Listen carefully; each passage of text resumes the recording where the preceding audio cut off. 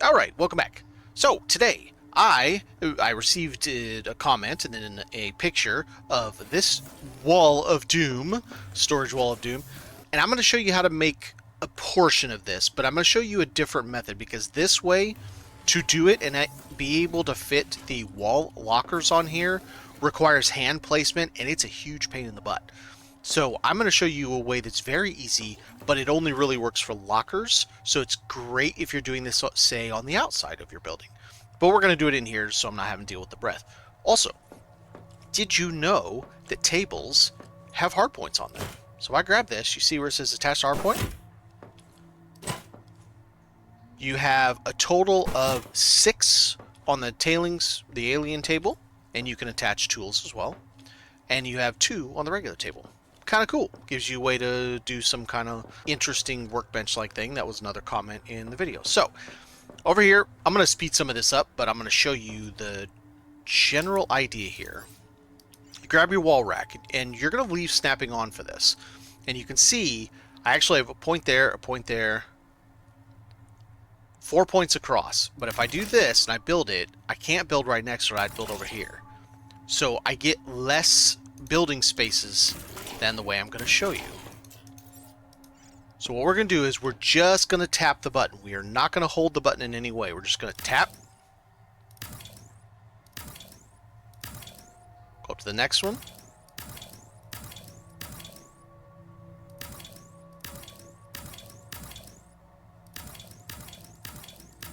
It is super easy. Now, it gets a little weird up here towards the top, but still, you now have all of that storage in that small little space. Now all you got to do, build it. Now we got to build a whole bunch of those. I'm not going to actually physically build them. I am going to just grab these from this wall and take them over here and show you. Now I'm going to speed this up.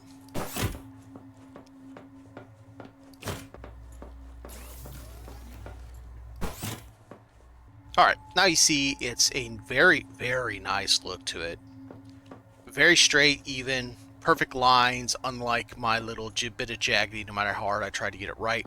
Here is the problem. You can't actually place these on it because it's so finicky. This is too tight, weirdly enough. When you put it with the snapping on, it's actually too tight in order to be able to get it. So you aren't going to also be able to place your storage boxes on top of this in order to get, just the literal maximum possible. But you have here 4 across, 5, so that's 20, and each one has 15 in it. This is 300 storage in this small space. Obviously, there are other options you could do. You could put a floor standing box here. You could, if you wanted to, manually place them like I did with that one. It's an absolute nightmare getting it right and getting it to fit to where the wall lockers match on there. But I think this is great. Yes, this isn't for everybody. There are people out there, they've made their comments. There's no way I'm doing that because it's too much clicking. You're not wrong. It is too much clicking.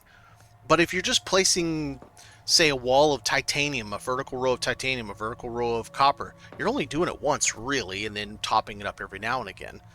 And then you could place a sign, if you can get a sign to fit, up there, or not do the whole thing at the top.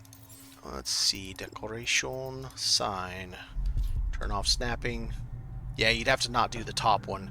And then you could put, say, over these 2 rows, you have a sign, and then over those 2 rows you have a sign. And then you have a vertical double column of whatever, copper, for example. But yeah, I think it's really cool. It's a very nice look, and it gives you an absolute metric ton of storage in a very small space. Thanks for watching, everybody. Have a good one.